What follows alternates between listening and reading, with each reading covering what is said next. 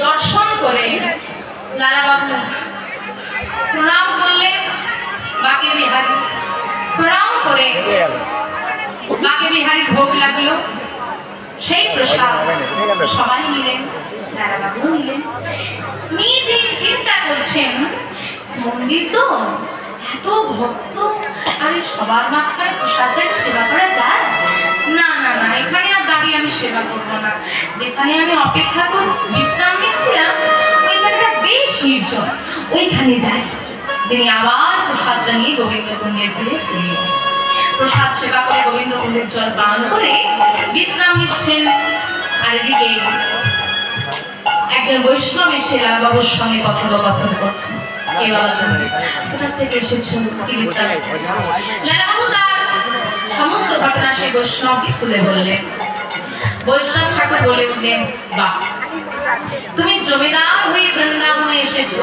জমিদারি ছেড়ে দিয়ে এটা শুনে বড় ভালো লাগে কারণ জানো তো বাবা বিষয়কে ভালোবাসতে সবাই কিন্তু বহু জনমের থাকিলে সৌভাগ্য বিষয় ছাড়ি হয় বৈরাগ্য সবার জীবনে বৈরাগ্য আসে না কিন্তু বাবা তুমি যে বলছো তুমি সচল কৃষ্ণ দর্শন করবে সেই জন্য জমিদারি ছেড়েছো তোমার একটা কথা বলি বাবা সচল কৃষ্ণের দর্শন করা কিন্তু খুব একটা সহজ কথা অনেক কষ্ট সহ্য করতে হবে আমি পারবো তুমি কিন্তু জমিদার আমি তো আর জমিদার নেই আমি সব কষ্ট সহ্য করতে পারবো শুধু আপনি বলুন না ওই গোবিন্দের সাক্ষাৎ দর্শন পেতে হলে কি করা লাগবে আমি বলবো তার আগে তুমি বলো তোমার কি গুরু দেখা হয়েছে গুরু দেখা হয়েছে সবার হয়েছে তুমি যতবার তীর্থ ভ্রমণ করো না কেন 5 বার চলে গেছো বৃন্দাবন 10 বার মায়াপুর লীলাচল ইত্যাদি যতক্ষণ না গুরু দেখা হয় ততক্ষণ তোমার দরিদ্র কৃপাও কিন্তু হবে না কিন্তু কেন হবে না কেন গুরুদেব তো শুধু একটা মন্ত্রই দেবে আর আমি তো সব মন্ত্র জানি আমি শিক্ষিত হয়েছি আমি তো বই দেখে নিজেই পড়ে নিতে পারি গুরুদেব বলবে সত্যি কথা বলো আমি এমনি সত্যি বলি গুরুদেব বলবে সৎ পথে থাকো আমি এমনি সৎ পথে থাকি গুরুদেব বলবে সৎ কর্ম করো আমি এমনি সৎ কর্ম করি তাহলে গুরুদেবকে দরকার কিসে হ্যাঁ সব যখন আমি নিজে করে নিতে পারছি তাহলে গুরুদেবকে কেন দরকার তোমার বট গাছ দেখেছো বট গাছের নিচে কত বট ফলই না পড়ে চারা কি হয় না আর মনে রাখবে যতক্ষণ না কখন চারা হয় বট গাছে যখন পাখি যেটাকে সেবা করে তার লালাস মধ্যে তার উদর গহ্বরে যায় এবং সেখানে পরিপাক হয়ে মলের মধ্যে পুরনো গাছ বাড়ির ফাটে বসে মধ্যে একবারে সেখানে গাছ হয়ে যায় কিন্তু ওই ফলটাকেই আপনি নিজে যত্ন করে বাড়িতে লাগান সারা কিন্তু আপনি করতেই পারবেন না মন্ত্র তুমি নিজেও নিতে পারবে নিজে সব করতে পারবে কিন্তু যতক্ষণ না গুরুদেব তার ভক্তির প্রায়শ মিশ্রিত করে তোমার সাথে মিলে দিচ্ছে ভক্তির চারা গাছটা তোমার হৃদয়ে আসবে তাই বাবা লালাবাবুকে বলেছে দীক্ষা না হলে তো গোবিন্দ কৃপা হবে না। লালাবাবু চিন্তা করছেন আমার দীক্ষাও হয়নি, আর আমি বৃন্দাবনে কাউকে চিনি না, তাহলে যিনি দাঁড়িয়ে আছেন সামনে ইনিকেই ধরতে হবে, আমি তো কাউকে চিনি না। তাই লালাবাবু কথাটা শোনা মাত্র দেরি না করে একদম আরে সাধুর চরণে ধরি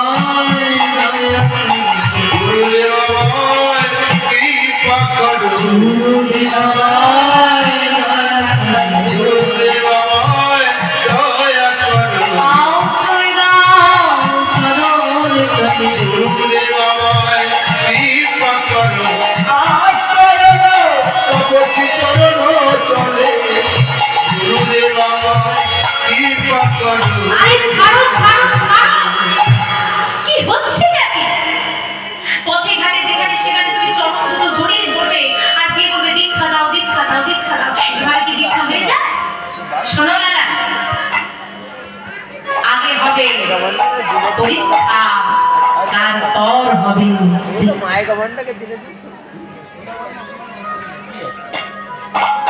শোনো, আমি তোমার পরীক্ষা নেব। পরীক্ষায় যদি তুমি উত্তীর্ণ হতে পারো, আমি কথা দিয়ে গেলাম আমি নিজে এসে তোমার দীক্ষা দেব। কারণ বাবা, যেমন আপনার গুরু করেন খুব দেখে শুনে কোন গুরুটা ভালো হবে, তেমন গুরুদেবকেও শিষ্য করতে হবে অনেক।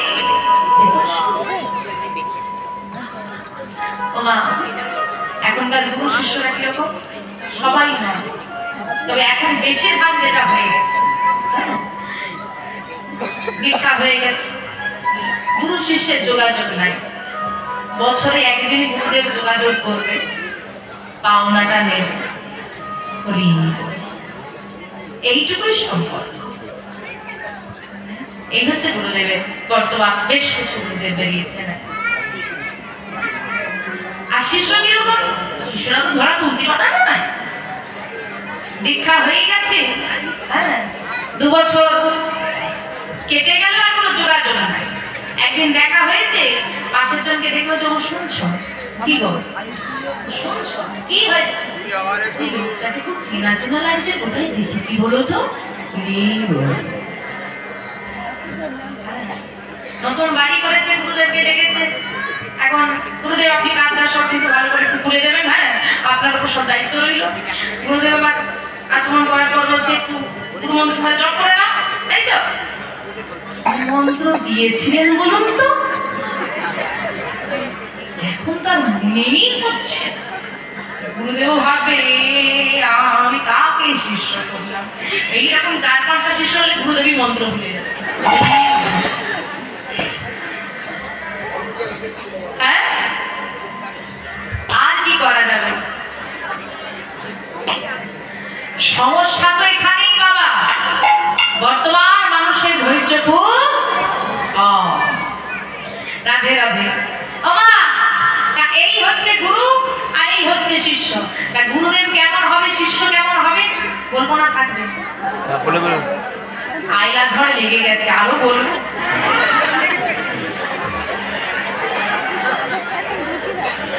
অনেক দেরি হয়ে যাচ্ছে, সময় হয়ে গেছে।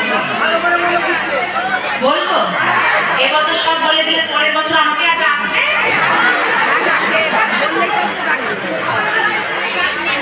হরিবল হরিবল। তাহলে মন্দির শুনবে তো, কেউ হাসবে না তো? ঠিক তো? আসলে কিন্তু বন্ধ করে দেবে, আসবে না তো? একদম মুখে আঙুল দিয়ে বসতে হবে, কথা বলবে না তো? একটা ছেলের নাম ছিল ভোলা। তো তার নামটা শুধু ভোলা নয়, তার চরিত্রটাও ভোলা, একদম ভোলা ভালা ছিল। তো তাকে সবাই কাজ করিয়ে দেয়, কিন্তু বিনিময়ে কিছু দেয় না, মানে সততা, যেভাবে মানুষ সৎ ব্যবহার করে। তো ভোলাকে সবাই দুই সাইড করে কাটিয়ে দেয়, তার ভালো লাগে। সবার কাছ থেকে আঘাত পেতে পেতে ভোলার মনে হলো এই গ্রামে আমি আর থাকবোই, কেউ আমাকে ভালোবাসে। তো মনের দুঃখে ভোলা গ্রাম ছেড়ে চলে যাচ্ছে। ভোলার সব গুণ ভালো, একটা গুণই খারাপ। কি গুণ? একটু খায় বেশি, এছাড়া খারাপ গুণ নাই। তো ভোলা এদিকে যখন বেরিয়ে যাচ্ছে, অন্য গ্রামে চলে এসেছে। এবার দোষটা একটাই, পেটের জ্বালা। এবার মা ওই দেখো মন্দিরে প্রসাদ দিচ্ছে, একেবারে দৌড় দিয়ে বন্দেশ হাতটা বেঁধে দিয়েছে।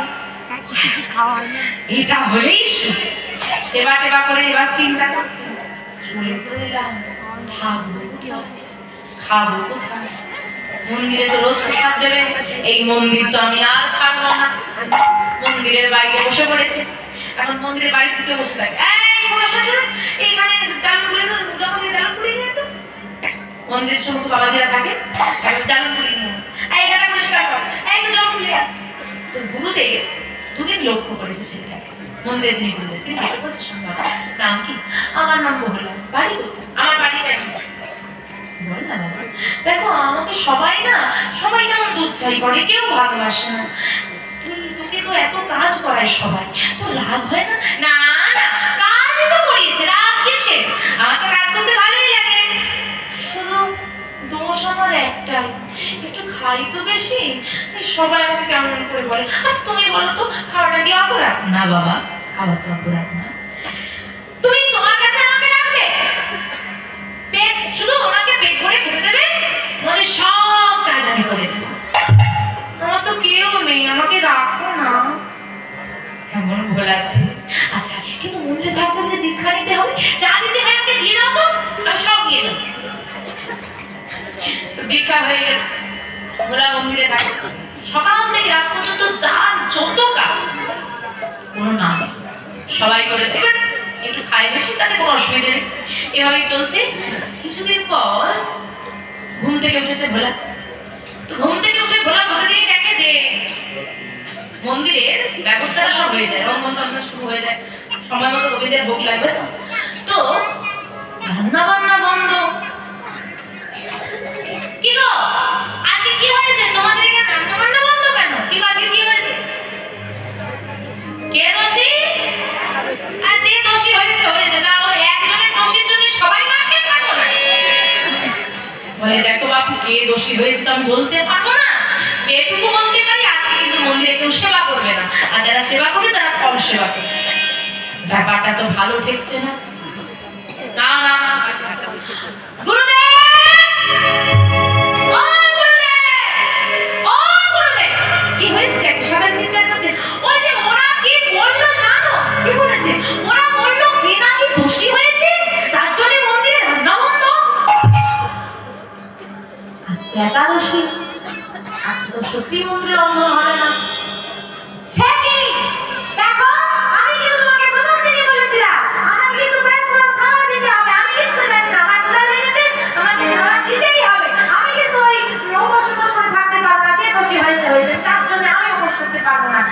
করছি না, চুপ আমি করবো না, আমার বিহিত করে দিতে হবে। প্রথম থেকেই বলছি আমি না খেয়ে থাকতে পারে। চুপ কর,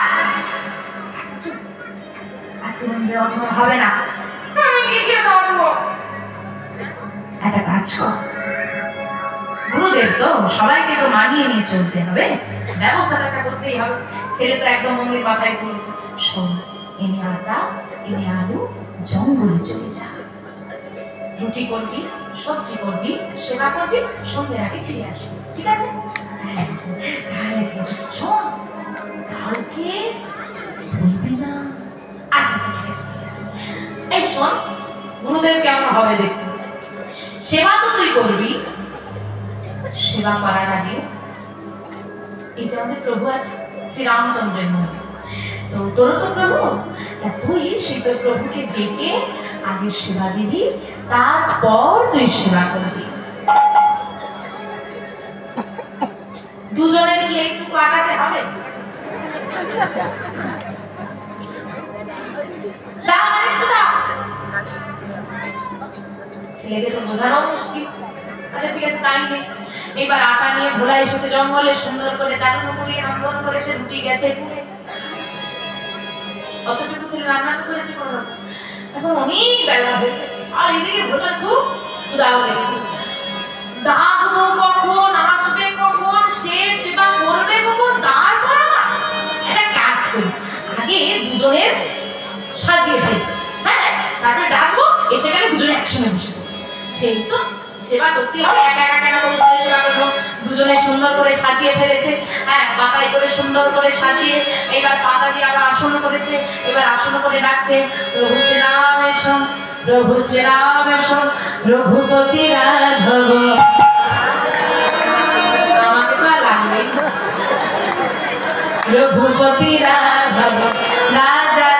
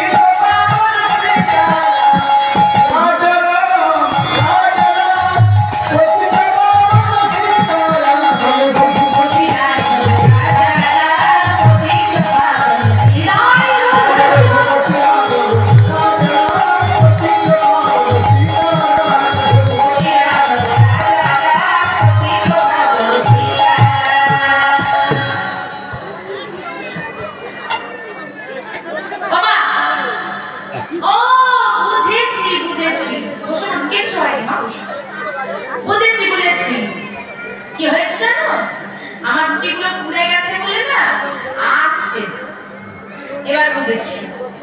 হ্যাঁ, শোনো একটা কথা বলি, যদি আমার পোড়া রুটি দেখে না আসো না, মন্দিরে কে দোষী হয়েছে, রান্না বান্না হবে না, সারাদিন বসে থাকতে হবে।